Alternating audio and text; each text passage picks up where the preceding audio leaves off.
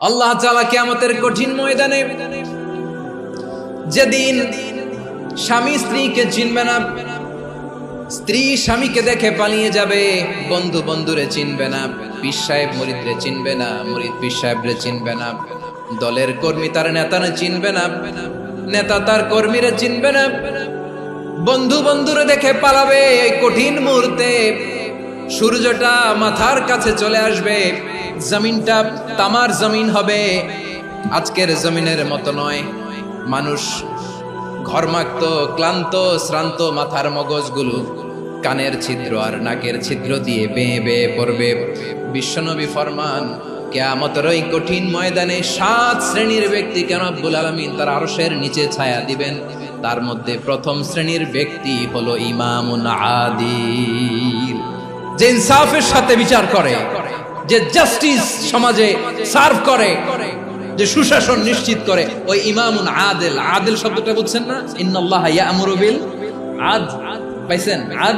আদিল। 7 শ্রেণীর ব্যক্তিকে আল্লাহ তাআলা সুশীতল আরশের নিচে ছায়া দিবেন, যেদিন তার দেয়া ছায়া ছাড়া কোনো ছায়া থাকবে না। এর প্রথম হচ্ছে ইমামুন আদিল, ন্যায়পরায়ণ শাসক। চিল্লায় বলেন সুবহানাল্লাহ। আবার বিশ্বনবী বললেন, ইন্নাল মুকসিতিনা ইনদাল্লাহি আলা মানাবিরা মিন নূর আন ইয়ামিনির রহমান। কিয়ামতের দিন যারা ন্যায় পরায়ণ হিসেবে আল্লাহর সামনে দাঁড়াবে, কিয়ামতের দিন রব্বুল আলামিন তার আরশের ডান দিকে ওই ন্যায় পরায়ণ লোকদের জন্য আরশের ডান দিকে একটা নূরের মিম্বারে তাদেরকে বসার সুযোগ করে দিবে। আল্লাহর আরশের ডান দিকে ন্যায় পরায়ণ লোকদের জন্য আল্লাহ তাআলা নূরের মিম্বার বানাবে। 4টে কেন কথা মনে করেছেন? আল আদাল, জাস্টিস। ইন্নাল্লাহা ইয়া'মুরু বিল আদল। আল্লাহ তাআলা এই আদালতের নির্দেশনা দেন, সুবিচার, সুশাসন। প্রিয় ভাইয়েরা, এটা আমরা বাংলাদেশে চাই কি চাই না? এই যে অরাজকতা, এই যে অন্যায়, এই যে জুলুম, এই যে ইনকনসিস্টেন্সি সমাজের অসঙ্গতির প্রধান কারণ জাস্টিস নাই, সুবিচার নাই, সুশাসন নাই। শেষবারের মতো আওয়াজ করে বলেন তো, আমরা বাংলাদেশে আদল চাই কি চাই না? তাহলে প্রথম নির্দেশনা শেষ। আল্লাহ তাআলা তোমাদেরকে আদলের আদেশ দেন। এরপরে আল্লাহ বললেন, আমি তোমাদেরকে ইহসানের আদেশ দেই। ইন্নাল্লাহা ইয়া'মুরু বিল আদলি ওয়াল ইহসান। আমি তোমাদেরকে যেমনি আদলের নির্দেশনা দেই, তেমনি ভাবে তোমাদেরকে ইহসানের নির্দেশনা দেই। ইহসান, আওয়াজ করে সবাই বলেন তো ইহসান। ইহসান মানে কারো প্রতি সফট হার্টেড হওয়া, মহানুভব হওয়া, অনুগ্রহ পরায়ণ হওয়া, অনুগ্রহশীল হওয়া, একে অপরের প্রতি দয়াদ্র হওয়া। একে অপরের প্রতি দয়াদ্র, অনুগ্রহশীল হওয়া ছাড়া মানবিক সমাজ কশিনকালেও গঠন করা সম্ভব না। প্রিয় ভাইয়েরা, সুন্দর আচরণ দিয়ে, ইহসান দিয়ে যা জয় করা যায়, নরম আচরণ দিয়ে যেটা অর্জন করা যায়, কঠোরতা দিয়ে সেটা পারা যায় না। বিষ্ণু ঈসা ইসলাম ইহসান দিয়ে, কোমল আচরণ দিয়ে, তার অনুগ্রহ দিয়ে তিনি অনেক কাফিরের হৃদয়কে জয় করে ফেলেছেন। সাইয়েদনা সুমামা ইবনে উসাল রাদিয়াল্লাহু তাআলা আনহুর কথা মনে পড়ে যায়। তিনি ছিলেন ইয়ামামার বাদশা। মদিনাতে বিশ্বনবীকে হত্যা করার নিয়তে এসেছিলেন। গোপনে গোপনে বিশ্বনবীকে হত্যা করে আবার ইয়ামামাতে তিনি ফিরে যাবেন। কিন্তু কি অবাক করা কাণ্ড, হত্যা করতে পারে নাই, সাহাবাদের হাতে তিনি ধরা পড়ে গেলেন। সাইয়েদনা সুমামা ইবনে উসাল রাদিয়াল্লাহু তাআলা আনহু হত্যার নিয়তে আসলেন, কিন্তু হত্যা করতে পারলেন না। সাহাবারা ওনাকে ধরে ফেললেন, ধরে মসজিদে নববীর পিলারের মধ্যে বেঁধে রাখলেন। সুমামা ইবনে উসাল, সিরাত থেকে শুনে, সিরাত থেকে শোনাচ্ছি, রাদিয়াল্লাহু তাআলা আনহু ইয়ামামার অধিপতি ছিলেন। বিশ্বনবীকে হত্যার জন্য আসছেন, ধরা পড়ে গেছেন, এখন মসজিদে নববীতে বেঁধে রাখছেন। তার মানে বন্দী। এখন স্ট্যাটাস কি? বন্দী, ক্যাপ্টিভ। বিষ্ণু ঈসা ইসলাম সাহাবাদেরকে বললেন, তার খোঁজ খবর নিও, সুমামা ইবনে উসালের খোঁজ খবর নিও। সাহাবারা বলেন, ইয়া রাসূলুল্লাহ, আপনাকে হত্যা করতে এসেছে, তার তো কঠিন ক্যাপিটাল পানিশমেন্ট হওয়া দরকার, কঠিন শাস্তি হওয়া দরকার। বিশ্বনবী বললেন, না, আমি যেটা জানি তোমরা সেটা জানো না, তোমরা সুমামার সাথে ভালো আচরণ করো।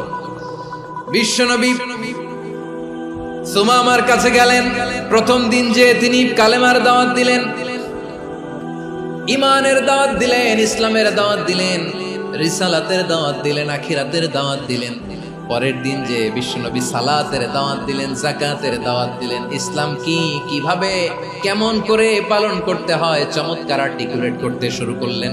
তন্ময় হয়ে সুমামা ইবনে উসাল রাদিয়াল্লাহু তাআলা আনহু বিশ্বনবীর কথাগুলো শুনতে আরম্ভ করলো। একদিন নয়, 2 দিন নয়, টানা 3 দিন বিশ্বনবী সুমামার কাছে ইসলামকে প্রেজেন্ট করেছেন, উপস্থাপন করেছেন। আওয়াজ করে বলেন, কয় দিন? 3 দিন। 3 দিন মসজিদে নববীতে বাধা। আর সাহাবীদেরকে বললেন, তার খোঁজ খবর নিও।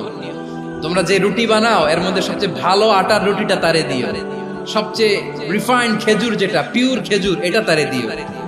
আর বিশ্বনবী নিজের উট থেকে দুধ দহন করে ওনার বাড়ির এক কর্মচারীকে বলেছেন, দুধ দহন করে সুমামার জন্য নিয়ে যে।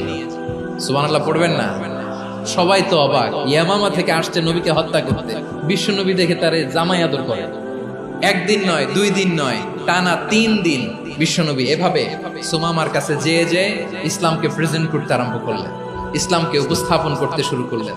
আর তাকে চমৎকার এন্টারটেইনমেন্ট, আপ্যায়ন দিতে আরম্ভ করলেন। টানা 3 দিন যখন ইসলামের দ্য বিউটিজ অফ ইসলাম, ইসলামের সুমহান বাণী, সৌন্দর্য তার কাছে উপস্থাপন শেষ, তাকে আপ্যায়ন শেষ, বিশ্বনবী বললেন সাহাবাদেরকে, যাও এবার সুমামার হাতের পায়ের রশি দুটো খুলে দাও। সাহাবারা তর্ক জুড়ে দিলেন, লা ইয়া রাসূলুল্লাহ, এমনটা করবেন না, তো ভয়ঙ্কর ভয়ঙ্কর খুনি, কি জানি কি হয়ে যায়। বিশ্বনবী বললেন, না, তার হাতে পায়ের রশিগুলো খুলে দাও। সাহাবারা বিশ্বনবীর কথা মতো তার হাতে পায়ের রশিগুলো খুলে দিল। সুমামা মুহূর্তের মধ্যে মসজিদে নববী থেকে বের হয়, ইয়ামামায় ফিরে না যে মসজিদে নববীর পাশে একটা খেজুর বাগান ছিল, সেখানে চলে গেলেন। সেখানে একটা ছোট্ট কুয়া ছিল, কুয়ার পানি দিয়ে তিনি গোসল করলেন। সুবহানাল্লাহ পড়েন। কুয়ার পানি দিয়ে গোসল করে মসজিদে নববীর সামনে এসে বিশ্বনবী এবং সাহাবাদের সামনে দাঁড়িয়ে সাব্বাবা উঁচু করে বললেন, আশহাদু আল্লা ইলাহা ইল্লাল্লাহ ওয়া আশহাদু আন্না মুহাম্মাদান আবদুহু ওয়া রাসূলুহু। আমি সাক্ষ্য দিচ্ছি আল্লাহ ছাড়া কোনো ইলাহ নাই, আর মুহাম্মদ আল্লাহ তাআলার প্রেরিত বান্দা এবং রাসূল। প্রিয় ভাইয়েরা, ইহসান দিয়ে যা জয় করা যায়, কঠোরতা দিয়ে সেটা কঠিনকালেও জয় করা যায় না। আওয়াজ করে বলেন, ঠিক কি না? এবার সুমামা দাঁড়িয়ে বলে, ওগো নবী, আমি তো কালিমা পড়ে মুসলমান হয়ে গেলাম, এবার শোনেন, এই মুহূর্তের আগে আপনার চেহারার চাইতে নিকৃষ্ট কোনো চেহারা আমার কাছে ছিল না, কিন্তু শাহাদা পাঠ করার পরে আপনার চেহারার চাইতে উত্তম শ্রেষ্ঠ কোনো চেহারা আমার কাছে আর নাই। ও নবী, আজকের দিনের আগে ইসলাম ধর্মের চেয়ে নিকৃষ্ট অপছন্দনীয় কোনো ধর্ম আমার কাছে ছিল না, কিন্তু এই মুহূর্ত থেকে ইসলামের চেয়ে সেরা শ্রেষ্ঠ পছন্দনীয় কোনো ধর্ম আমার কাছে নাই। নবী গো, আজকের দিনের আগে মদিনার চাইতে অপছন্দনীয় নিকৃষ্ট কোনো শহর আমার কাছে ছিল না, কিন্তু এই মুহূর্তের পর থেকে মদিনার চাইতে কোনো শ্রেষ্ঠ শহর আমার জানা নাই। সে ছিল গমের বড় ডিলার, গম বেচত। কি বেচত? তার গম কিনে মক্কার লোকেরা রুটি খাইতো। সে ঘোষণা দিল, আজকে থেকে মক্কাবাসীদের জন্য সব গম আমি হারাম করে দিলাম, মক্কাবাসী এখন না খেয়ে মরে। সুবহানাল্লাহ পড়বেন না? মক্কাবাসী বিশ্বনবীর কাছে আসলেন, এসে বললেন, মুহাম্মদ, আমরা তো তোমার ভাই, তোমার চাচা, তোমার ভাতিজা, তোমার আত্মীয়, তুমি সুমামারে বলো সে যেন আবার গমের সাপ্লাই মক্কার জন্য অনুমতি দিয়ে দেয়। বিশ্বনবীর অনুমতি ক্রমে সুমামা আবার মক্কাতে গম পাঠাতে শুরু করলো। পড়েন সুবহানাল্লাহ। ইহসান, ইহসান দিয়ে আপনি যেটা জয় করতে পারবেন, you can win the heart of your enemies. ইহসান দিয়ে আপনি আপনার শত্রুর হৃদয়কে জয় করতে পারবেন। এজন্য আল্লাহ বললেন, ওয়া আনফিকু ফি সাবিলিল্লাহি ওয়া লা তুলকু বিআইদিকুম ইলাত তাহলুকা ওয়া আহসিনু ইন্নাল্লাহা ইউহিব্বুল মুহসিনিন। তোমরা আল্লাহর রাস্তায় দান করবে আর নিজেরা নিজেদেরকে ধ্বংসের হাতে ঠেলে দিও না। তোমরা একে অপরের প্রতি ইহসান করবে, কারণ ইহসানকারীদেরকে আল্লাহ বড় ভালোবাসে। সুবহানাল্লাহ পড়েন। আবার সূরা রহমানে আল্লাহ বললেন, হাল জাযাউল ইহসানি ইল্লাল ইহসান ফাবিআইয়ি আলা, সবাই পড়েন, ফাবিআইয়ি আলাই রাব্বিকুমা তুকাযযিবান। ইহসানের প্রতিদান হিসেবে ইহসানি হয়। বিশ্বনবী সুমামার প্রতি যেমন ইহসান করেছেন, সুমামাও ঠিক তেমন ইহসান ফিরিয়ে দিয়েছে। ঠিক কিনা বলেন? তাহলে এক নম্বরে হচ্ছে আদ, ন্যায় বিচার। দুই নম্বরে সবাই বলেন ইহসান, সদাচরণ। ইহসান দুই ধরনের প্রিয় ভাইরা, ইহসান ফিল ইবাদা, ইহসান ফিল মুআমালা। ইহসান ফিল ইবাদা হচ্ছে একাগ্র অনুভবে ইবাদতে ডুব দেওয়া, এর নাম ইবাদতের ইহসান। সুবহানাল্লাহ পড়ুন। বিশ্বনবী বলেন ইহসান মানে কি জানো নাকি? হাদিসে জিবরিলে সাইয়েদনা জিবরিল আলাইহিস সালাম বিশ্বনবীকে বললেন আখবিরনি আনিল ইহসান। নবী আমাদেরকে বলেন ইহসান মানে কি? বিশ্বনবী বললেন আনতা আবুদাল্লাহা কাআন্নাকা তারাহু ফাইন লাম তাকুন তারাহু ফাইন্নাহু ইয়ারাক। ইহসান মানে হলো এমন ভাবে তুমি আল্লাহর সামনে নিজেকে উজাড় করে ইবাদত করবে, তুমি ভাববে তুমি আল্লাহকে দেখতে পাচ্ছ। আর এটা যদি ভাবা তোমার জন্য কঠিন হয়ে যায়, অন্তত এতটুকু তুমি ভাববা যে আল্লাহ তোমাকে দেখতে পাচ্ছেন। ঠিক কিনা বলেন? ও আমার বীর চট্টলার ভাইয়েরা, কেউ যেটা দেখে না সেটা দেখে কে? এই বিশ্বাস হৃদয়ের মধ্যে আছে? নামাজে যখন দাঁড়ান এই ফিলিংসটা আনা যাবে? এসা পর্যন্ত যে আমরা হায়াত পাবো কোনো গ্যারান্টি আছে? সবাই আওয়াজ করে বলেন গ্যারান্টি আছে? গ্যারান্টি নাই।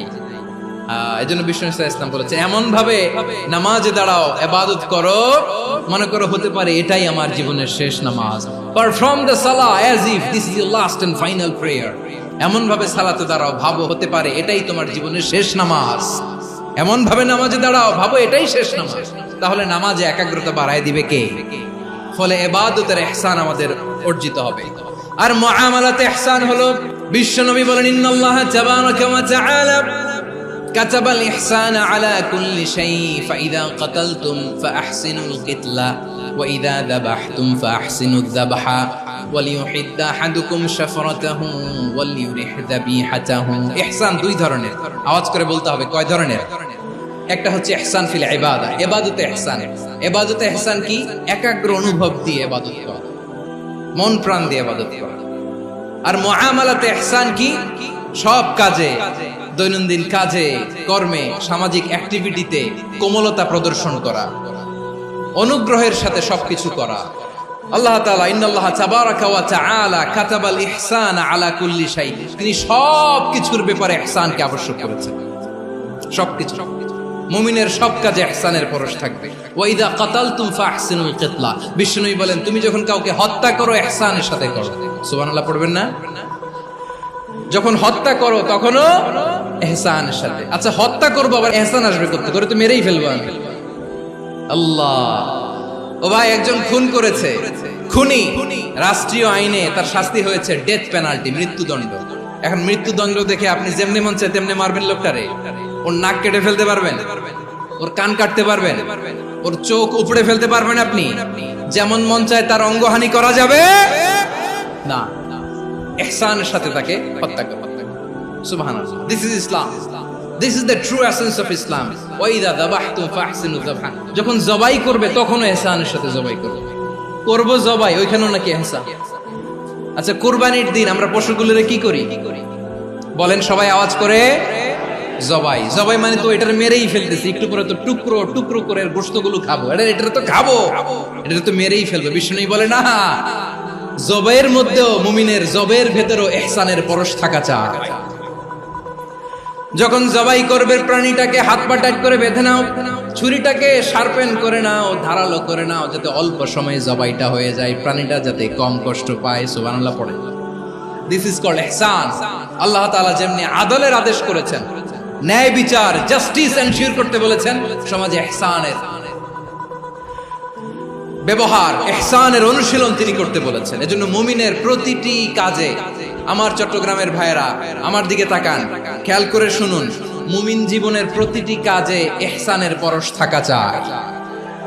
আমরা যেন আমাদের পরিবারের প্রতি ইহসান করি, আমরা যেন আমাদের কর্মচারীদের প্রতি ইহসান করি, আমরা যেন আমাদের কলিগদের প্রতি ইহসান করি, আমরা যেন আমাদের ভাইদের প্রতি ইহসান করি। মুমিন জীবনের প্রতি কাজে ইহসানের পরশ থাকার দরকার আছে না নাই?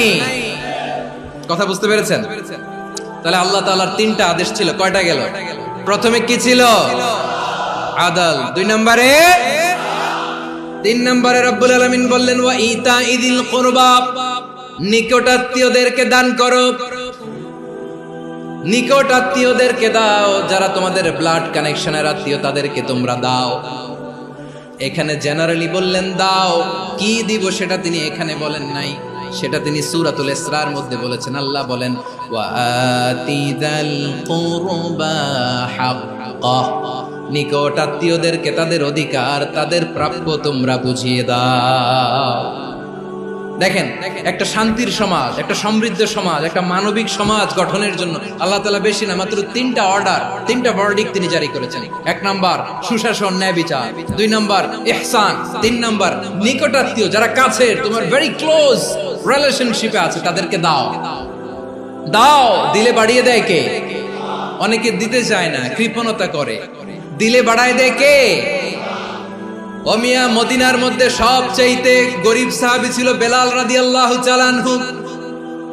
ওনার এন্টায়ার অ্যাসেট, সম্পদের পরিমাণ কতদূর জানেন? একটা লুঙ্গি। বেলাল রাদিয়াল্লাহু তাআলা আনহু, ওনার টোটাল ওয়েলথের এস্টিমেশন হচ্ছে মাত্র একটা লুঙ্গি। একটা লুঙ্গি, টোটাল ওয়েলথ এস্টিমেশন, টোটাল সম্পদের পরিমাণ বেলাল রাদিয়াল্লাহু তাআলা আনহুর কি ছিল? ওই বেলাল রাদিয়াল্লাহু তাআলা আনহুকে বিষ্ণু ইসলাম বলেছেন, আনফিক ইয়া বেলাল, ও বেলাল তুমিও দাও। ওয়ালা তাখশা মিন যিল আরশি ইখলালা, আরশের অধিপতির তো কোনো ঘাটতি নাই, তুমি দিলে ওই আল্লাহ তোমারে বাড়ায় দিবে। এজন্য আমার প্রিয় ভাইয়েরা, দিলে কমে না, দিলে বাড়ে। অনেকে ধরে রাখে, নতুন কিছু নিতে পারে না, হাত দিয়ে যেটা ধরে রেখেছেন এটা দিয়ে দেন, বড় একটা ধরার সুযোগ পাবেন। জোরে বলেন ঠিক কিনা? রব্বুল আলামিন বললেন 3 নাম্বার আদেশ হলো তোমাদের প্রতি, সমাজটারে কেমন করে মানবিক সমাজ, সুন্দর সমাজ গড়বা। 3 নাম্বার আদেশ হলো ওয়াতিদাল কুরবা হাক্কা, নিকটাত্মীয়দেরকে তাদের প্রাপ্য বুঝিয়ে দাও। এই নিকটাত্মীয়দেরকে তাদের অধিকার বুঝিয়ে দেওয়া, প্রাপ্য বুঝিয়ে দেওয়াতে আমাদের গাফলতি আছে না নাই? অনেকে দেখবেন অনেক আল্লাহওয়ালা, তাহাজ্জুদ গুজার, সেজদা দিতে দিতে কপালে কালো দাগ ফেলে দিছে, সে তার বোনের হকটা আদায় করে নাই, আছে না নাই? অনেক বড় হাজী সাহেব, বিশাল লম্বা দাড়ি, ছেলেরে সব দিয়ে দিছে, মেয়েরে কিছু দেয় নাই, মেয়ের হক আদায় করে নাই, আছে না নাই? এই হাজী সাহেবেরা, এই আল্লাহওয়ালারা কিয়ামতের ময়দানে আটকে যাবে। আপনি অন্যের অধিকার নষ্ট করেছেন, তাদের রাইটস কে ভায়োলেট করেছেন। এজন্য আল্লাহ তাআলা বলেন, কারো অধিকার যদি কেউ নষ্ট করে, ওই সমাজটা মানবিক সমাজ কোশ্চিনকালেও হতে পারে না। এজন্য 3 নম্বর আল্লাহ বললেন ওয়া ইতা ইদিল কুরবা, নিকটাত্মীয়দেরকে দাও। কি দিবা? তাদের অধিকার দিয়ে দাও। বোনের অধিকার বুঝিয়ে দাও, মেয়ের অধিকার বুঝিয়ে দাও, ফুফুর অধিকার বুঝিয়ে দাও। দেখবেন অনেক মায়েরা ছেলের পাতে মুরগির রান দেয়, মেয়ের পাতে দেয় মুরগির ঠ্যাং। তো মেয়ের কি মুরগির রান খেতে মনে চায় না? মনে চায় না? এমনটা করা যাবে না। নিকটাত্মীয়দেরকে অধিকার দিয়ে দাও, নিকটাত্মীয়ের সাথে সুসম্পর্ক রাখো। আদেশটা কার? এজন্য প্রিয় ভাইয়েরা, জীবনে যদি বারাকা অর্জন করতে চান, নিকটাত্মীয়দের সাথে সুসম্পর্ক রাখতে হবে, তাদের জন্য উপহার পাঠাতে হবে। বিশ্বনবী বলেন, লা ইয়াদখুলুল জান্নাতা কাতে, যে ব্যক্তি আত্মীয়তার সম্পর্ককে ছিন্ন করে দেয়, সে কঠিন কালেও আল্লাহর জান্নাতে ঢুকবে না। আপনি কি এটারে সহজ হাদিস মনে করছেন? এটা সহজ কথা? আপনি ভাবছেন আপনার নামাজ আপনারে বাঁচাতে পারবে? আপনার রোজা বাঁচাতে পারবে? আপনার তাহাজ্জুদ আপনারে বাঁচাতে পারবে? অধিকার নষ্ট করলে কিছুই আপনারে বাঁচাতে পারবে না। এজন্য নিকট আত্মীয়দেরকে দিতে হবে বেশি বেশি। বিশ্বনবী বলেন, ইন্না সাদাকাতা আলাল মিসকিনি সাদাকা ওয়া আলা যির রাহিমি ইসনাতান সাদাকাতুন ওয়া সিলা। মিসকিনরে দান করলে শুধু দানের সওয়াব হয়, নিকট আত্মীয়কে দান করলে 2টার সওয়াব হয়, সাদাকার সওয়াব হয়, আবার আত্মীয়তার বন্ধন অটুট রাখার সওয়াব হয়ে যায়। আবার বিশ্বনবী বললেন, মান সাররাহু আইয়ুবসাতা লাহু ফি রিজকিহি ওয়া ইনসালাহু ফি আসারিহি ফালইয়াসিল রাহিমা। যে ব্যক্তি তার রিজিকের প্রশস্ততা চায় আর হায়াতে বরকত চায়, সে যেন তার আত্মীয়ের সাথে সুসম্পর্ক রাখে। আমার প্রিয় চট্টলার ভাইয়েরা, আমাদের রিজিক বাড়ুক, এটা আমরা চাই কি চাই না?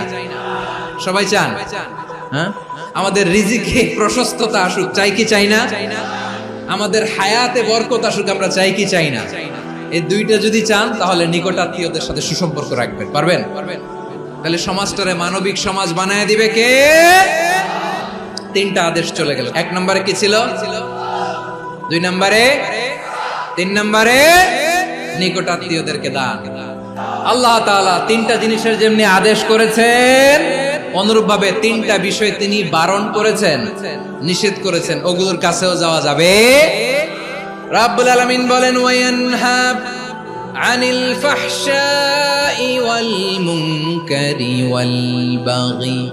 আমি যেমনি তিনটি বিষয়ে আদেশ করলাম, অনুরূপ ভাবে তিনটি বিষয়ে বারণ করলাম, নিষেধ করলাম।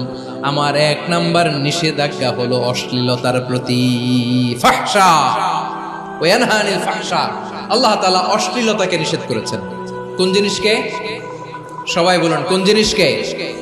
যত ধরনের, যত টাইপের, যত ক্যাটাগরির অশ্লীলতা হতে পারে সব অশ্লীলতাকে হারাম করেছেন কে? ফাহশা মানে কি? কথায়, কাজে, আচরণে, কমেন্ট, ফেসবুকের কমেন্টসে যত ধরনের নোংরামো আছে, যত ধরনের অশ্লীলতা আছে, এটাকে আরবিতে বলে ফাহশা। রাব্বুল আলামিন বলেন, কুল ইন্নামা হারামা রাব্বিয়াল ফাওয়াহিশা মা যাহারা মিনহা ওয়া মা বাতান। ও নবী, আপনি বলে দেন, আমার রব প্রকাশ্য, অপ্রকাশ্য, স্পষ্ট কিংবা অস্পষ্ট, দৃশ্যমান কিংবা অদৃশ্যমান সব অশ্লীলতাকে হারাম করেছেন। সব ধরনের অশ্লীলতা হারাম। আল্লাহ তাআলা আমাদেরকে অশ্লীলতা থেকে বাঁচান। এবার বলেন, আমাদের সমাজে অশ্লীলতা আছে না নাই? অশ্লীলতা নানা ভাবে, নানা নামে, নানা মোড়কে আমাদের সমাজে আছে না নাই? সংস্কৃতির নামে, ফ্যাশনের নামে, বিনোদনের নামে, উপন্যাসের নামে, কনসার্টের নামে অশ্লীলতা আছে না নাই? আপনি দেখেছেন কনসার্টগুলোর অবস্থা? আমাদের তরুণ তরুণীরা, আমাদের যুবক যুবতীরা, আমাদের জেনজিরা, কি অবস্থা ওইখানে? কনসার্টের নামে অশ্লীলতা আছে না নাই? ছেলে মেয়ে একে অপরকে জড়ায় ধরতেছে, একে অপরকে চুমু খাচ্ছে, প্রকাশ্যে, দিবালোকে, গণমানুষের সামনে। আল্লাহ তাআলা এই অশ্লীলতা থেকে আমাদেরকে বেঁচে থাকতে বলেছেন। রূপালী জগতের নামে অশ্লীলতা আছে না নাই? এই টার্মটা আপনারা জানেন না? রূপালী জগৎ কি জগৎ? আসলে কি রূপালী জগৎ না অন্ধকার জগৎ? আমার বোনেরা, আপনাদেরকে যে কি বলে তারা বুঝায়, রূপালী জগৎ শুনেই আপনি ভরকে যাবেন না। রূপালী জগতে যে নারী যত বেশি উলঙ্গ, সে নাকি তত বেশি সাহসী। জানেন? বলে এটা একটা সাহসী নারী, খুব সাহসী পদক্ষেপ তার।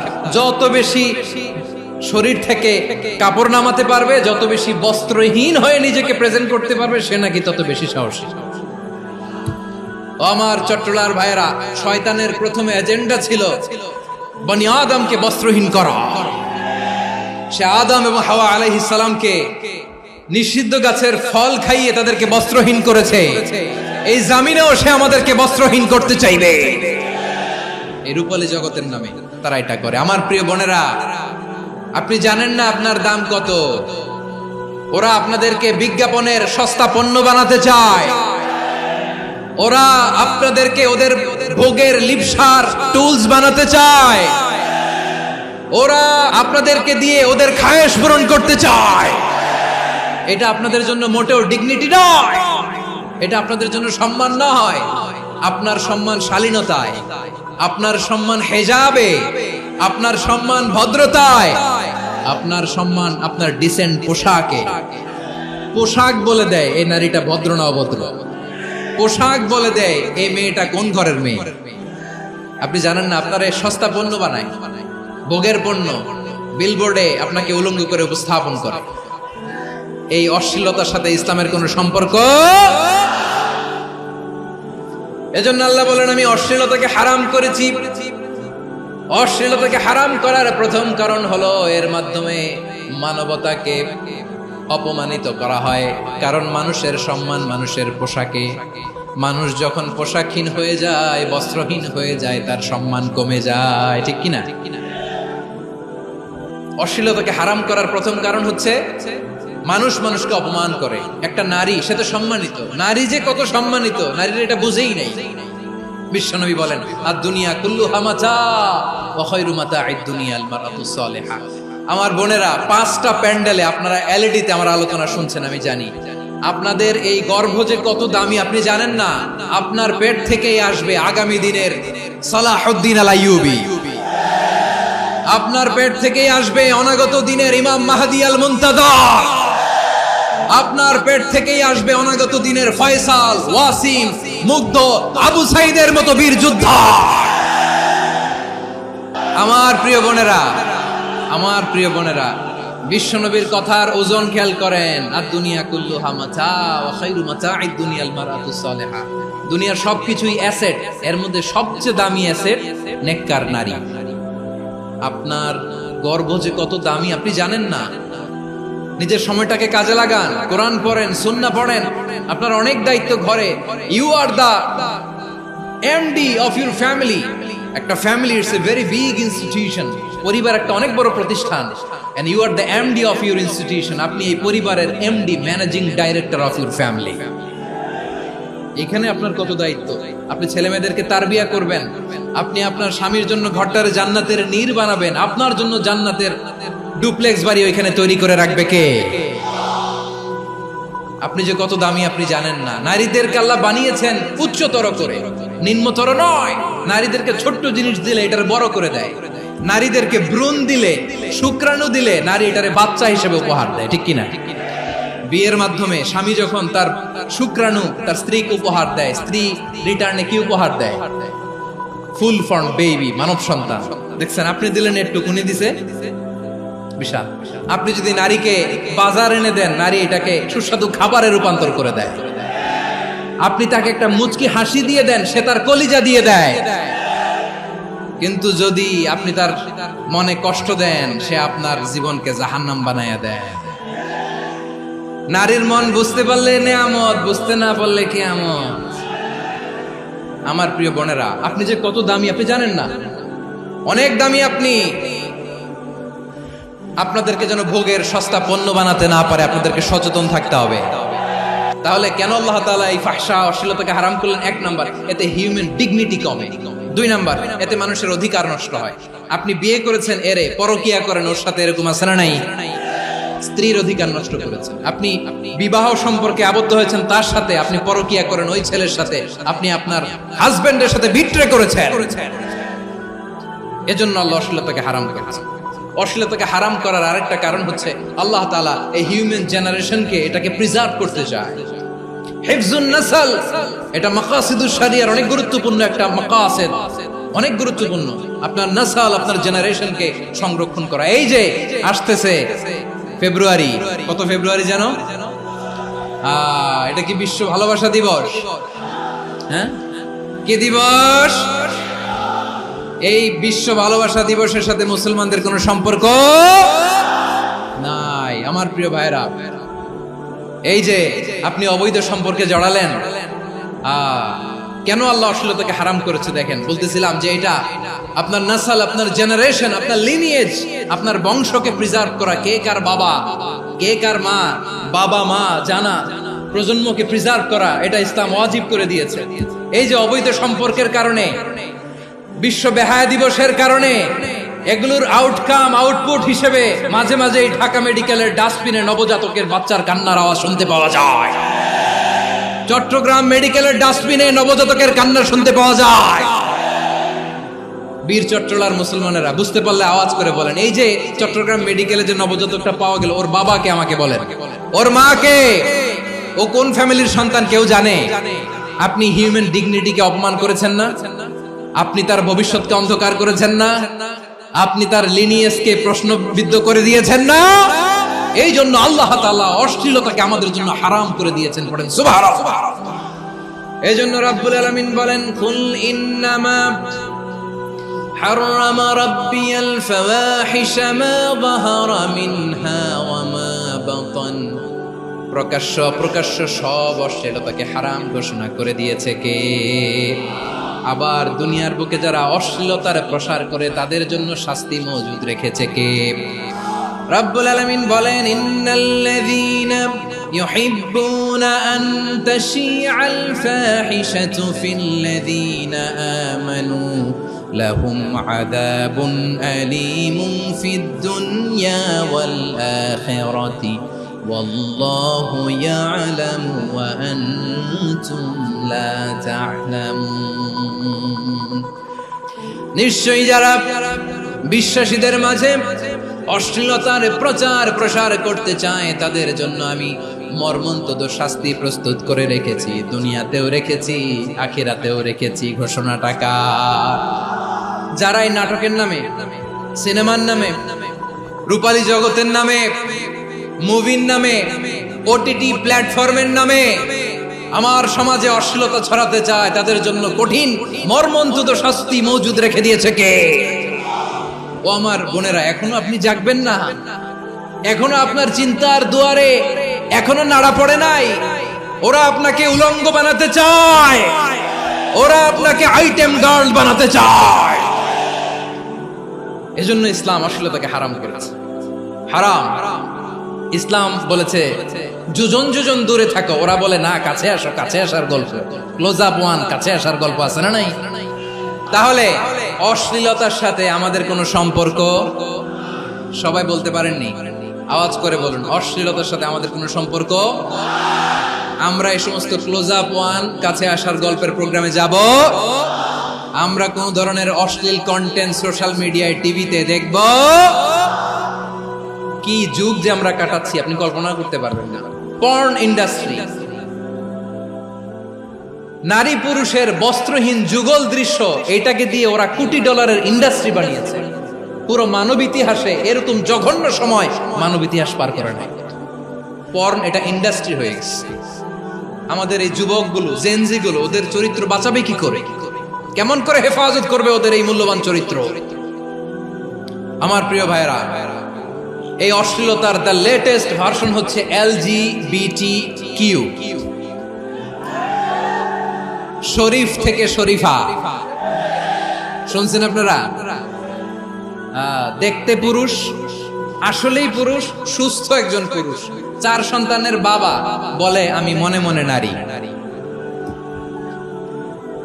দেখতে নারী, সুস্থ নারী, আসলেই সে দিব্যি একজন নারী, বলে আমি মনে মনে পুরুষ। সবচেয়ে ভয়ঙ্কর অশ্লীলতার সবচাইতে লেটেস্ট ভার্সন হচ্ছে এই ট্রান্সজেন্ডারিজম। সুস্থ পুরুষ তার বায়োলজিক্যাল গ্রোথকে হরমোন দিয়ে স্টপ করে দিয়ে সে সার্জারি করে নারী হতে চায়। সুস্থ নারী পুরুষ হতে চায়। পুরুষ পুরুষের প্রতি সেক্সুয়ালি আকর্ষণ বোধ করে। এটা লূত আলাইহিস সালামের কওমের মধ্যে ছিল। এটাকেও আল্লাহ কোরআনে ফাহিশা বলেছেন। ওয়ালুতান ইয قال لقومه أتأتون الفاحشة ما سبقكم بها من أحد من العالمين। লূত আলাইহিস সালাম বললেন, তোমরা কি এমন এক অশ্লীল কার্যক্রমে ডুব দিলে নাকি যেটা গোটা বিশ্বের কেউ কখনো করে নাই? তোমরাই প্রথম করেছো। পড়েন নাউযুবিল্লাহ। এই পশ্চিমের এই রোগ আমার দেশে যেন আসতে না পারে, আমাদের সজাগ থাকতে হবে। প্রিয় ভাইরা, চিল্লায় বলেন ঠিক কি না? পশ্চিমের অবস্থা ভয়ঙ্কর। পাশ্চাত্যে, আমি যুক্তরাষ্ট্রে ছিলাম অনেকদিন, কয়েক মাস, বিভিন্ন স্টেটে ঘুরেছি। গার্ডিয়ানরা উদ্বিগ্ন, ছেলে মেয়েদেরকে, ছোট্ট ছেলে মেয়ে, ওদেরকে জিজ্ঞেস করে, তুমি how do you feel right now inside yourself? তুমি ভিতরে ভিতরে কেমন ফিল করো? তোমার কি ছেলে ছেলে লাগে না মেয়ে মেয়ে লাগে? আচ্ছা বলেন, এই ছোট্ট বাচ্চাটা ওকে এগুলো জেন্ডার অ্যাসাইনমেন্ট বলতে এগুলো কিছু বুঝে? এইভাবে মিসগাইড করা হচ্ছে। কৌতূহল বশত ছোট্ট ছেলে যদি বলে আমার তো মেয়ে মেয়ে লাগে, তখন বলে যে না তুমি মেয়ে, ছেলে না। মা বাবা বাধা দিলে ওকে আলাদা গভর্নমেন্ট হাউসে নিয়ে যায়। ভয়ঙ্করতম অবস্থা। আমরা একটা সময় শুনতাম যে হুজুর আমার ছেলেটা খুব ভালো, হাফেজে কোরআন, আল্লাহওয়ালা। হুজুর আমার ছেলে দাড়ি রাখছে, আল্লাহওয়ালা।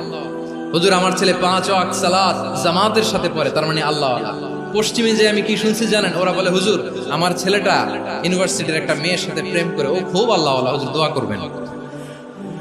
এর কারণ ওদের কাছে আল্লাহওয়ালার ক্রাইটেরিয়া হচ্ছে হুজুর আমার ছেলেটা আরেক ছেলের পছন্দ করে নাই, আমার মেয়েটা আরেক মেয়েকে ভালোবাসে নাই, এজন্য আমার ছেলেটা আল্লাহওয়ালা হুজুর ওর জন্য একটু দোয়া করে দিয়ে। কি চ্যালেঞ্জ ওরা ফেস করতেছে।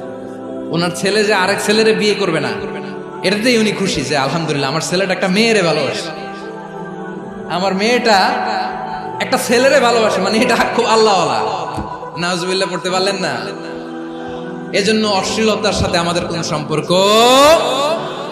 রাব্বুল আলামিন বলেন ওয়ায়ানহা আনিল ফাহশাই ওয়াল মুনকারি ওয়াল বাগি, তিনটা জিনিসকে আমি নিষিদ্ধ করলাম। এক নাম্বার হলো ফাহশা, অশ্লীলতা। দুই নম্বরে হলো মুনকার, সমস্ত মন্দ কাজ। মুনকার মানে হচ্ছে যত মন্দ কাজ, খারাপ কাজ, বাজে কাজ, এটার বলে মুনকার। এটার কি বলে? আপনারা পড়ছেন না, তা'মুরুনা বিল মা'রুফি ওয়া তানহাউনা আনিল মুনকার। সৎ কাজের আদেশ, অসৎ কাজের নিষেধ। মুনকার, মুনকার হচ্ছে মানুষের স্বাভাবিক বিবেকবোধ যেটাকে খারাপ বলে, ওইটাই মুনকার। পৃথিবীর সব আসমানি গ্রন্থ যেটাকে খারাপ বলেছে, মানুষের স্বাভাবিক বিবেকবোধ যেটাকে খারাপ বলেছে, এগুলো সব মুনকার। যেমন ইফতিজিং, এটা কি ভালো না খারাপ?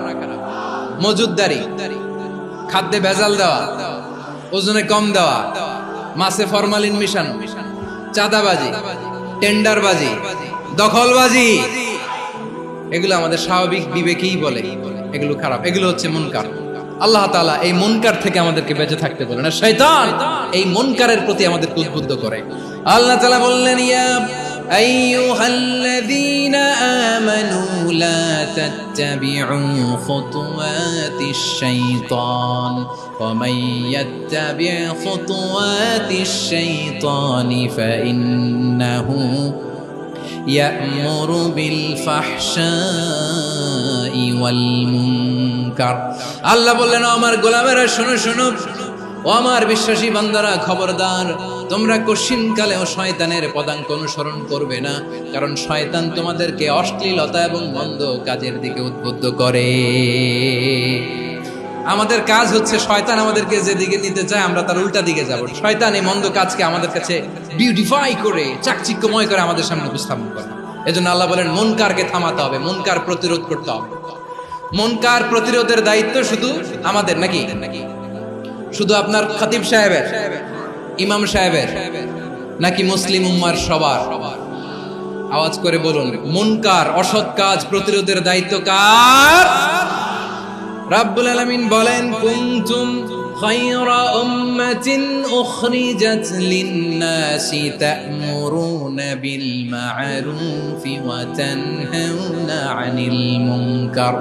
তোমাদেরকে শ্রেষ্ঠ জাতি করে জমিনের মধ্যে আবির্ভূত করা হয়েছে, যাতে করে তোমরা জমিনের ভেতরে সৎ কাজের আদেশ করতে পারো আর অসৎ কাজের নিষেধ করতে পারো। উম্মাহ কুনতুম খায়রা, তাহলে গোটা উম্মার দায়িত্ব, এটা বুঝতে পারছেন তো? আচ্ছা, আরো নিচে আসেন। এরপরে আল্লাহ বললেন, শুধু উম্মাহ না, এই জমিনের রাজত্ব আমি যাদের হাতে দেই, এই জমিনের মালিক আমি যাদেরকে বানিয়ে দেই, যাদেরকে আমি সরকারের দায়িত্ব দেই, তাদেরকেও মুনকার প্রতিরোধের দায়িত্ব দিয়েছে কে? আল্লাহ বলেন, যারা ক্ষমতার মসনদে বসেছে তাদেরকে 4 দফা কর্মসূচি আমি আল্লাহ দিলাম। আওয়াজ করে বলেন, কয় দফা? আল্লাহ বলেন, আল্লাযীনা ইম্মাক্কান্নাহুম ফিল আরদি আকামুস সালাতা ওয়া আতাউজ যাকাতা ওয়া আমারু বিল মা'রুফি ওয়া নাহাউ আনিল মুনকার ওয়ালিল্লাহি আকিবাতুল উমুর। যারা এই জমিনের উত্তরাধিকার হয়েছে তারা 4 দফা কর্মসূচি নিয়ে সামনে আগাবা। সালাত কায়েম করবা, যাকাত আদায় করবা, সৎ কাজের আদেশ দিবা, অসৎ কাজ থেকে মুনকার প্রতিরোধ করবা। আদেশটা কার? আমার প্রিয় চট্টলার ভাইরা, পুরো উম্মার দায়িত্ব মুনকার প্রতিরোধ করা, সরকার প্রধানের দায়িত্ব মুনকার প্রতিরোধ করা। এরপর আল্লাহ বলেন, প্রতিটা ফ্যামিলির যিনি প্রধান সিইও বাবা, প্রত্যেক বাবারও দায়িত্ব এই মুনকার প্রতিরোধ করা। আওয়াজ করে বলেন ঠিক কি না?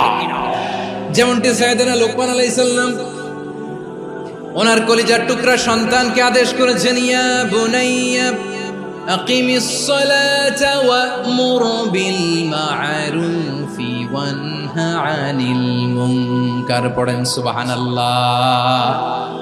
বাবা ছেলেকে সবক দিচ্ছে, লোকমান আলাইহিস সালাম ছেলেকে বলতেছে, ওরে আমার কলিজার টুকরা সন্তান, ওরে আমার বাছা, নামাজ কায়েম করবা, সৎ কাজের আদেশ দিবা, আর মুনকার প্রতিরোধ করবা, অসৎ কাজ, সমাজ থেকে খারাপ কাজকে ঝেঁটে বিদায় করে দিবা। তাহলে দেখেন আমি স্টেপ বাই স্টেপ নামলাম। পুরা উম্মার দায়িত্ব, জমিনের উত্তরাধিকারী আল্লাহ যাদেরকে বানিয়েছেন সরকার, তাদের দায়িত্ব, প্রতিটি ফ্যামিলির প্রধানের দায়িত্ব, এরপরে বিশ্বনবী বলেন সচেতন প্রতিটি মুসলিমের দায়িত্ব সমাজ থেকে মুনকারকে উৎখাত করা। বিশ্বনবী বলেছেন মান রাআ মিনকুম মুনকারান ফালিয়ুগাইয়িরহু বিয়াদিহি ফাইন লাম ইয়াস্তাতি ফাবিলিসানিহি ওয়া ইন লাম ইয়াস্তাতি ফাবিকলবিহি ওয়া যালিকা আযআফুল ঈমান। সমাজে যে মুনকার দেখবে, খারাপ কাজ দেখবে, সেজন্য হাত দিয়ে সেটাকে থামায়। আমার প্রিয় ভাইরা, না থামালে আমরাই ডুববো শেষমেশ। আমাদের বাঁচার জন্য হইলেও থামাইতে হবে। রব্বুল আলামিন বলেন ওয়াত্তাকু ফিতনাতাল লা তুসিবান্নাল্লাযীনা যালামু মিনকুম খাসসা। ও আমার গোলামেরা, ওই আযাবকে ভয় করো যে আযাব যখন আমি জমিনের বুকে পাঠাই শুধু জালেমদেরকেই মারি না, আলেমদেরকেও মারি। আযাব যখন আসে তখন শুধু জালিমই মরে না, আলেমও মরে। জানেন মুসা আলাইহিস সালামের পায়ে একবার একটা লাল পিঁপড়া, তো উনি রেগে মেগে পাশি দেখে লাল পিঁপড়ার বাসা, পা দিয়ে ডলে মুছে সবগুলো পিঁপড়া মেরে ফেলছে। এই ঘটনাটা আল্লাহ ঘটিয়েছেন। এজন্য মুসা আলাইহিস সালাম ছিলেন কালিমুল্লাহ, সরাসরি আল্লাহর সাথে কথা বলতেন। তিনি আল্লাহকে জিজ্ঞেস করেছিলেন, আল্লাহ তুমি যখন কোন জনপদে আযাব পাঠাও, শাস্তি দাও, ওখানকার শুধু জালেমরাই তো মরে না, ভালো মানুষগুলাও মরে, তো আযাব দিবা মুশরিকদের উপর দিবা, অবাধ্যদের উপর দিবা, ভালো মানুষগুলোরে মারো কেন? আল্লাহ বললেন, মুসা তোমার যে কামড় দিছিল পায়ের মধ্যে পিঁপড়া, কয়টা পিঁপড়া? একটা পিঁপড়া, তো সবগুলারে মারলা কেন? রেগে মেগে পুরো পিঁপড়ার বাসা ভেঙে মেসাকার করলা কেন? আমি যখন অ্যাকশনে যাই, আমি যখন শাস্তি দেই, তখন এত বাস বিচার করা হয় না, বাস বিচার করা যায় না। যখন অ্যাকশনে যাওয়া হয় ওইটা ডাইরেক্ট অ্যাকশন হয়ে যায়। চিল্লায় বলো ঠিক কি না? এজন্য আমাদের বাঁচার জন্য হলেও এই পাপ থামাতে হবে, এই শয়তানের অট্টহাসি থামাতে হবে, অন্যায় অপরাধ সমাজ থেকে আমাদের থামাতে হবে। কারণ আযাব আসলে ওরাও মরবে, আমরাও মরব। একটা জাহাজ 2 তলা, আপনি আছেন 2য় তলায়, নিচের তলার কিছু লোক জাহাজের তলা ছিদ্র করতে আরম্ভ করছে। কি ছিদ্র করতেছে? আচ্ছা, জাহাজের তলা ছিদ্র করলে তলা দিয়ে কি ঢুকে? এখন আপনি যদি বলেন আমার কি, আমি তো 2 তলায়, আমি তো ভালো আছি, ওরা ছিদ্র করে ওরা মরবে। আসলে কি শুধু ওরা মরবে? তলা দিয়ে যখন পানি ঢুকবে, জাহাজ ঢুকলে আপনিও মরবেন। এজন্য নিজে মরার আগে ওই পাগলগুলোর নিচতলায় যে থামাতে হবে। চিল্লায় বলেন ঠিক কি না? এজন্য আল্লাহ বললেন মুনকার প্রতিরোধের দায়িত্ব সমাজের টপ টু বটম সবার। এজন্য মুনকার প্রতিরোধ করার দরকার আছে না নাই? সমাজে এই যে ইফটিজিং হয়, আপনার বোনের বয়সী একটা মেয়েকে কিছু বখাটে টিটকারি করে, এই বলে সেই বলে, নোংরা কথা বলে, রাস্তায় দেখেও আপনি পাশ দিয়ে না দেখার মতো চলে যান কেন? আপনি দাঁড়ান না কেন? আপনি দাঁড়ালেই তো থেমে যাবে, কারণ সত্যের যে শক্তি তার সামনে মিথ্যা মুখ থুবড়ে পড়ে। আপনার সামনে ও কিছুই না, নাথিং। আপনি দাঁড়ান, ওকে প্রশ্ন করেন যে আমার বোনকে তুমি ডিস্টার্ব করো কেন? আপনাকে দেখে আরো 5 জন দাঁড়াবে, 5 জনকে দেখে আরো 10 জন দাঁড়াবে। আমাদের নীরবতা আর আমাদের নিশ্চুপ থাকাই জালিমদেরকে আরো শক্তিশালী জালিম বানিয়েছে। এজন্য মুনকার প্রতিরোধের দায়িত্ব আমাদের সবার। টেন্ডারবাজি, চাঁদাবাজি, দুর্নীতি, অপরাধ, দখলদারিত্ব, মজুদদারি, এগুলো সবকিছু একসাথে প্রতিরোধ করতে হবে। ঠিক কিনা বলেন?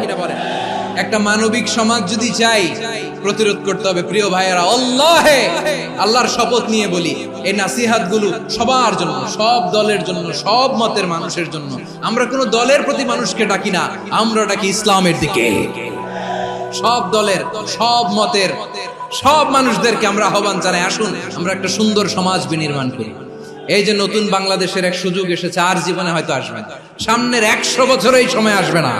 আসুন দেশটাকে আমরা সাজাই, আসুন আমরা দুর্নীতি বন্ধ করি, আসুন আমরা চাঁদাবাজি বন্ধ করি, আসুন আমরা দখলদারিত্ব বন্ধ করি, আসুন আমরা এক দল আরেক দলকে নিশ্চিহ্ন করার যে রাজনীতি, এটা বন্ধ করি। সব দলের প্রতি আমার আহ্বান, আমরা চাঁদাবাজ মুক্ত বাংলাদেশ চাই, জুলুম মুক্ত বাংলাদেশ চাই, ফ্যাসিজম মুক্ত বাংলাদেশ চাই, গুণ খুন খারাপি মুক্ত বাংলাদেশ চাই। আমরা নতুন ভোরের বাংলাদেশ চাই। ওই বাংলাদেশ পাওয়ার জন্য মুনকার প্রতিরোধে, অন্যায় প্রতিরোধে যদি বাঘের বাচ্চার মতো, আবু সাইদের মতো দুই হাত উঁচু করে বুককে টান টান করে প্রসারিত করে দাঁড়াতে হয়, রাজি আছো মুসলমান?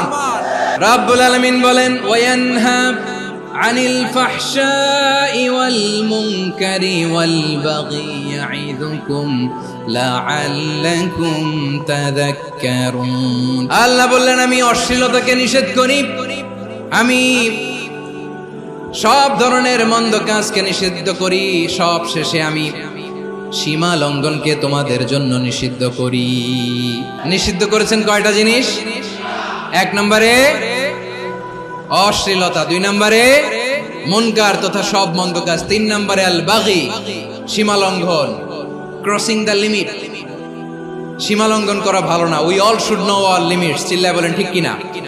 একই আয়াতে আল্লাহ বললেন, قل إنما حرم ربي الفواحش ما ظهر منها وما بطن والإثم والبغي بغير الحق। অন্যায় ভাবে যে অবাধ্য হয়, যে সীমা লঙ্ঘন করে, তাদেরকেও আমি এটা হারাম করে দিলাম। সীমা লঙ্ঘন করা হারাম। আল্লাহ বারবার বারবার আমাদেরকে ওয়ার্নিং দেয়। যখন আমরা থামি না তখন আল্লাহ ধরে, আর যখন ধরে তখন ছাড়ে না। ধরে ধরে ধরে না, ধরলে আল্লাহ। ফেরাউনকে কিন্তু হুট করে ধরে নাই, আপনারা জানেন 9 বার ওয়ার্নিং দিয়েছে। ফেরাউনকে আল্লাহ তাআলা ওয়ার্নিং দিয়েছিল কয়বার? রাব্বুল আলামিন বলেন, ওয়ালাকাদ আতাইনা মূসা 9 আয়াতিন বাইয়িনাত। 9টা মুআজিজা দেখিয়েছি। 1 2 3 বারবার এইভাবে রিমাইন্ডার, ওইভাবে রিমাইন্ডার, এইভাবে নসিহত, ওইভাবে দাওয়া। ফাকুলা লাহু কাওলান লাইয়িনা, নরম করে বলো, সফট করে বলো, যত ওয়ে হতে পারে দাওয়া মেথডোলজি। মুসা আলাইহিস সালামের সব অ্যাপ্লাই শেষ। 10ম বারে যে আল্লাহ ধরছে, 10ম বারে যে ধরেছে। এজন্য আল্লাহ বলেন, আমি সীমা লঙ্ঘনকে পছন্দ করি না। কোরআনের অন্য আয়াতে বাগীকে বলা হয়েছে আল ইতিদা। সীমা লঙ্ঘন যারা করে তাদেরকে আল্লাহ বলেছেন মুতাদিন। ওয়াকাতিলু ফি সাবিলিল্লাহিল্লাযীনা ইউকাতিলুনাকুম ওয়ালা তা'তাদু ইন্নাল্লাহা লা ইউহিব্বুল মুতাদিন। আমি সীমা লঙ্ঘনকারীদেরকে কোশ্চিনকালেও পছন্দ করি না। আমরা যেন সীমা লঙ্ঘন না করি, রাজি আছেন তো? যে কোনো ক্ষেত্রে ইবাদতে যেন সীমা লঙ্ঘন না করি। অনেকে আমরা ইবাদতে সীমা লঙ্ঘন করে ফেলি। বিশ্বনবী সাল্লাল্লাহু আলাইহি ওয়াসাল্লাম যেটা শিখিয়েছেন, এর বাইরে যে অতিরিক্ত বুজুর্গ হতে চায়, এরকম আছে না নাই? কোন ক্ষেত্রেই সীমা লঙ্ঘন করা যাবে, এমনকি যুদ্ধ ক্ষেত্রেও না। বিশ্বনবী সাল্লাল্লাহু আলাইহি ওয়াসাল্লাম বলেন, খবরদার যুদ্ধ ক্ষেত্রেও সীমা লঙ্ঘন করো না।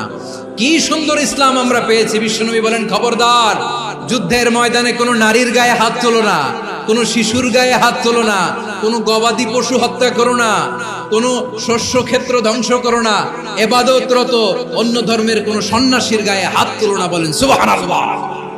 তাহলে আমরা সীমা লঙ্ঘন করতে পারবো? প্রিয় ভাইরা, একটা সুখী, সমৃদ্ধ, শান্তির সমাজ, মানবিক সমাজ যদি আমরা গঠন করতে চাই, আমাদের আল্লাহর দেয়া কয়টা আদেশ মানতে হবে বলেন দেখি? আর বেঁচে থাকতে হবে কয়টা জিনিস থেকে? আল্লাহর আদেশ কি? 1 নাম্বার আদাল, ন্যায়পরায়ণতা। আমরা সুবিচার, সুশাসন, ন্যায় বিচার চাই কি চাই না? 2 নম্বরে কি ছিল? মাশাআল্লাহ, আমরা যেন সবার প্রতি দয়া পরবশ হই, ইহসান করি। 3 নম্বরে কি ছিল? নিকটাত্মীয়দের দান করা, তাদের অধিকার প্রাপ্য বুঝিয়ে দেওয়া। পাশাপাশি 3টা জিনিস থেকে আল্লাহ বারণ করেছেন, নিষেধ করেছেন। তার প্রথমটা ফাহশা, অশ্লীলতা। অশ্লীলতার সাথে আমাদের কোনো সম্পর্ক। 2 নম্বর নিষেধাজ্ঞা কি ছিল? আল মুনকার, সমাজের যত মন্দ কাজ, এগুলোকে আমরা প্রতিরোধ করব। রাজি আছেন তো সবাই? 3 নম্বরে আল বাগী, সীমালঙ্ঘন। কোন মুসলিম সীমালঙ্ঘন করে না। রাব্বুল আলামিন শেষে বললেন, ইয়াইদুকুম লাআল্লাকুম তাযাক্কারুন। আল্লাহ তোমাদেরকে উপদেশ দেন যাতে তোমরা শিক্ষা গ্রহণ করো। আমরা উপদেশ দেব, আমরা জোর করে কাউরে কিছু মানাতে চাই না। লা ইকরাহা ফিদ্দিন ওয়াযাক্কির ফাইন্না যিকরা তানফাউল মুমিনিন। উপদেশ দিলে এটা মুমিনদের কাজে দেয়। লাস্তা আলাইহিম বিমুসাইতির ইন্নামা আনতা মুযাক্কির। নবী হে, আপনি রিমাইন্ডার দাতা, আপনি উপদেশ দিবেন। আমরাও বিশ্বনবীর এই হাদিসগুলো থেকে, কোরআনের আয়াত থেকে রিমাইন্ডার, এই কথামালা বাণী বাহক হিসেবে এই বাণীগুলো আপনাদের সাথে কাছে পৌঁছে দিলাম। আমরা আল্লাহ তাআলার কাছে প্রার্থনা করি, আল্লাহ আমরা যেন আদল দিয়ে আমাদের সমাজকে গঠন করতে পারি, আল্লাহ আমরা যেন ইহসান করতে পারি, আমরা যেন নিকটাত্মীয়দের দান করতে পারি। আল্লাহ যত ধরনের অশ্লীলতা, অনাচার, মন্দ কাজ, সীমালঙ্ঘন, অবাধ্যতা থেকে যেন আমরা বেঁচে থাকতে পারি। আল্লাহ তাআলা আমাদের সবাইকে কথাগুলো বোঝার ও আমল করার তৌফিক দান করুক। হাযা মা ইনদি ওয়াল ইলমু ইনদাল্লাহ আলাইহি তাওয়াক্কালতু ওয়া ইলাইহি উনীব। সুবহানাকাল্লাহুম্মা বিহামদিকা আশহাদু আল্লা ইলাহা ইল্লা আনতা আস্তাগফিরুকা ওয়া আতুবু ইলাইক।